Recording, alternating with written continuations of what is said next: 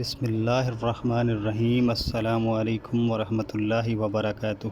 اللہ رب العزت کی ذات بابرکات سے بے حد و بے حساب امید ہے کہ آپ سب خوش و خرم اور صحت و سلامتی کے ساتھ ہوں گے۔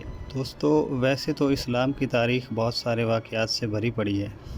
پیغمبران اسلام کے واقعات اور دین خداوندی کی سربلندی کے لیے ان کی خدمات کے واقعات، صحابہ کرام پر سختیوں کے واقعات اور ان پر ان کے صبر کے واقعات، یا پھر اہل بیت نبوت کی قربانیوں کے واقعات، بے شمار ایسے واقعات ہیں جن پہ بات کرتے ہوئے دل لرز جاتا ہے۔ دوستو، آج کا ہمارا قصہ اللہ کے ایک ایسے برگزیدہ بندے کا قصہ ہے جنہوں نے اپنی ساری عمر بغیر شادی کے گزار دی، اور ایک رات ان کو خواب میں دکھایا گیا کہ جنت میں ان کی ساتھی عورت کون ہے۔ دوستو، امید کرتے ہیں کہ آج کا یہ قصہ آپ کو بہت پسند آئے گا، اور یقیناً آپ کو اس قصے سے بہت کچھ سیکھنے کو بھی ملے گا انشاءاللہ۔ دوستو، آج کا قصہ شروع کرنے سے پہلے آپ سے انتہائی ادب سے گزارش ہے کہ اگر آپ ہمارے چینل نشاط میڈیا پر نئے ہیں تو برائے کرم ویڈیو کو پورا دیکھیے، ویڈیو پسند آئے تو لائک اور شیئر بھی کر دیجیے، اور سب سے بڑھ کر ہمارے چینل نشاط میڈیا کو سبسکرائب کر کے گھنٹی کے بٹن کو بھی لازمی دبا دیا کیجیے۔ دوستان زیباکار، یہ قصہ ہے حضرت عبداللہ بن زید کا۔ اپنے دور کے بہت بڑے بزرگ گزرے ہیں جنہوں نے اپنی ساری زندگی بغیر نکاح کے گزار دی۔ جوانی گزر گئی اور بڑھاپا آ گیا۔ ایک دن بیٹھے حدیث مبارکہ کا مطالعہ کر رہے تھے تو اس میں نبی کریم صلی اللہ علیہ وآلہ وسلم کا فرمان پڑھا، جس کا مفہوم یہ تھا کہ جنت میں کوئی اکیلا نہیں ہوگا۔ جو نکاح کی عمر میں پہنچا یا پھر نہیں پہنچا مگر کسی وجہ سے نکاح نہ ہوا اور وہ مسلمان ہی مرا، تو اللہ مسلمان مردوں اور عورتوں کا جنت میں آپس میں نکاح کر دے گا۔ جب یہ حدیث پاک پڑھی تو دل میں خیال آیا کہ یہاں تو نکاح نہیں کیا مگر جنت میں تو ہونا ہی ہونا ہے، تو جنت میں میری بیوی کون ہوگی؟ عبداللہ بن زید رحمۃ اللہ علیہ فرماتے ہیں کہ میں نے دعا کی کہ یا اللہ، مجھے دکھا تو صحیح کہ جنت میں میری بیوی کون ہوگی۔ پہلی رات دعا قبول نہ ہوئی، دوسری رات بھی دعا قبول نہ ہوئی، تیسری رات دعا قبول ہو گئی۔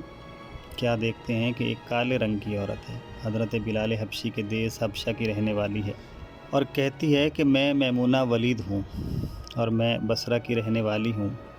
پتہ مل گیا، آنکھ کھلی حضرت کی، دیکھا تہجد کا وقت ہے، نوافل پڑھے، نماز فجر باجماعت ادا کی اور سواری نکال کر حضرت بصرہ کی جانب چل نکلے۔ حضرت عبداللہ بن زید اپنے وقت کے بہت بڑے بزرگ تھے، دور دور تک آپ کی شہرت تھی۔ بصرہ میں بھی ظاہر ہے آپ کے چاہنے والے بہت بڑی تعداد میں تھے۔ آپ بصرہ پہنچے تو لوگوں نے بڑا پرتپاک استقبال کیا۔ حضرت آرام کے لیے بیٹھے تو لوگوں نے پوچھا، حضرت بتائے بغیر یوں اچانک کیسے آنا ہوا؟ خیر تو ہے؟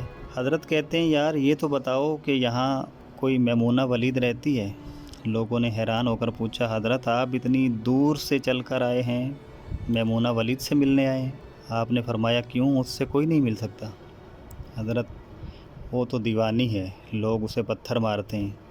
حضرت نے پوچھا، کیوں بھائی، لوگ اسے پتھر کیوں مارتے ہیں؟ حضور، وہ کام ہی ایسے کرتی ہے، کوئی رو رہا ہو تو اسے دیکھ کر ہنسنے لگتی ہے، اور کوئی ہنس رہا ہو تو رونا شروع کر دیتی ہے، اور وہ اجرت پر پیسے لے کر لوگوں کی بکریاں چراتی ہے۔ آج بھی وہ ہماری بکریاں ہی چرانے جنگل گئی ہوئی ہے۔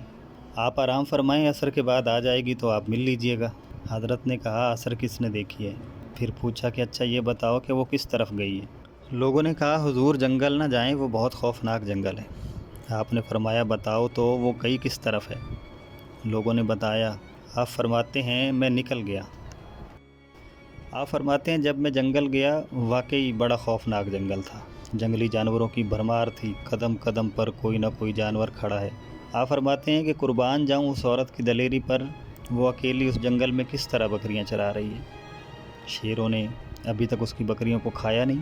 اتنے درندے ہیں، سارے مل کر حملہ کر دیں تو یہ کیا کرے گی؟ اکیلی عورت کس کس کو روکے گی بھلا؟ خیر، آپ فرماتے ہیں کہ وہ جگہ جو لوگوں نے مجھے بتائی تھی، میں وہاں پہنچ گیا۔ جب میں وہاں پہنچا تو منظر دیکھ کر حیران ہو گیا۔ دو حیران کر دینے والے منظر تھے۔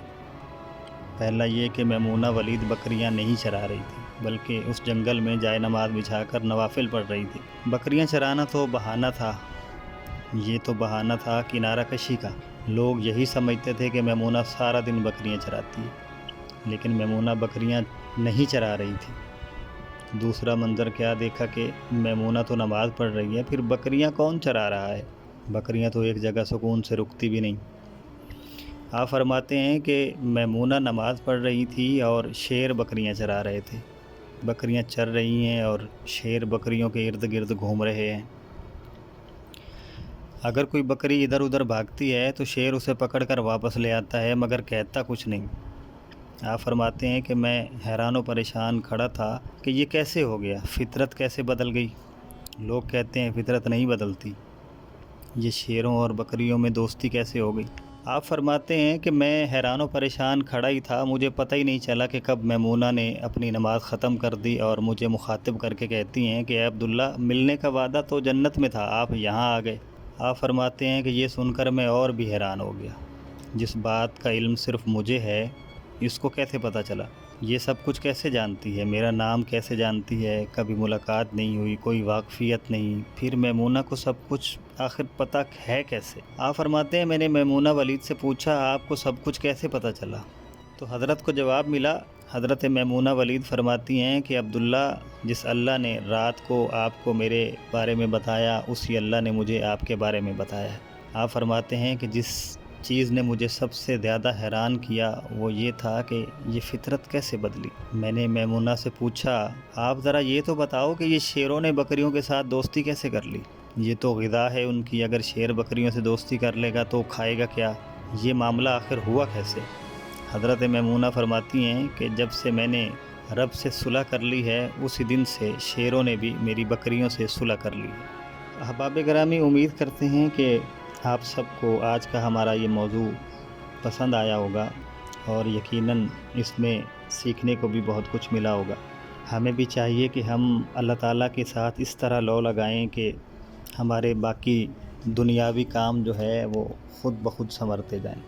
جس قدر ہماری عبادتوں میں خلوص ہوگا، اسی طرح ہماری زندگیوں میں بھی سکون ہوگا۔ اللہ تعالیٰ سے دعا ہے کہ اللہ تعالیٰ ہمیں اپنی عبادت میں خلوص نیت کے ساتھ ہماری عبادتوں کو اپنی بارگاہ میں قبول فرمائے اور ہمیں خلوص کے ساتھ نماز پنجگانہ باجماعت پڑھنے کی توفیق عطا فرمائے۔ آمین یا رب العالمین۔ السلام علیکم ورحمۃ اللہ وبرکاتہ۔